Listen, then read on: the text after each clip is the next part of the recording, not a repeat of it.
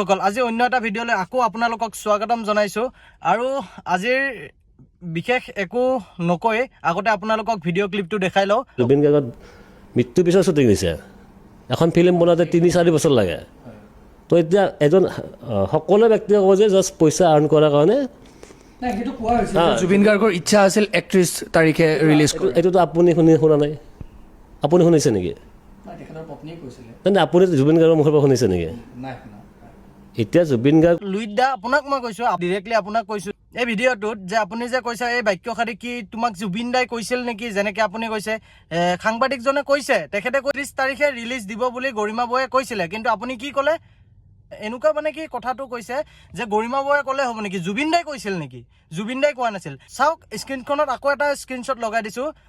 জুবিন দাই ১ ছেপ্টেম্বৰতে ৩১ অক্টোবৰত এইখন যে ৰৈ ৰৈ বিনালে চিনেমাখন ৰিলিজ হ'ব বুলি এইটো কথা ১ ছেপ্টেম্বৰতে কৈ গৈছিল। আৰু আপুনি কৈছে পইচাৰ কাৰণে মানে কি ইমান সোনকালে। এই ভিডিঅ'টো আকৌ চাওক, আকৌ এটা মই ভিডিঅ' লগাই দিছো, আকৌ চাওক এই ভিডিঅ'টো চাওক। ৰাজেশ ভূঞাদাই কি বুলি ক'লে, যদি 19 তাৰিখে আমাৰ সময়বোৰ ৰৈ গৈছিলে, মোৰ কাৰণে ৰৈ গৈছিলে সময়বোৰ, 19 তাৰিখে দুপৰীয়া মোৰ কাৰণে সময় চব ৰৈ গৈছিলে। তাৰপিছত তেওঁৰ যি আধৰুৱা সপোন আছিলে ৰৈ ৰৈ বিনালে, সেইটো ৩১ তাৰিখে তেওঁ কৈ গৈছিলে যে ছবিঘৰত মুকলি হ'ব। সেইটো এটা আমাৰ কাৰণে খুব চেলেঞ্জিং কাম হৈ পৰিছিলে। জুবিন গাৰ্গ নাথকা অৱস্থাত আমি কেনেদৰে তেওঁৰ আধৰুৱা কামটো সম্পূৰ্ণ কৰিম, কাৰণ জুবিন গাৰ্গৰ চিন্তাধাৰা আমাতকৈ বহুত ওপৰত। তেওঁৰ উপস্থিতিটো এটা সাহস আমাৰ কাৰণে, য'ত নেকি তেওঁ শাৰীৰিকভাৱে আমাৰ মাজত উপস্থিত নাছিল। সেই কামখিনি আগুৱাই নিয়াত বহুতো বাধা আহিছিলে, মনৰ সাহস হেৰুৱাইছিলোঁ। কাৰো তেনেকুৱা ইচ্ছা নাই যে সেইখন চিনেমাৰ পৰা পইচা কামাবৰ বাবে।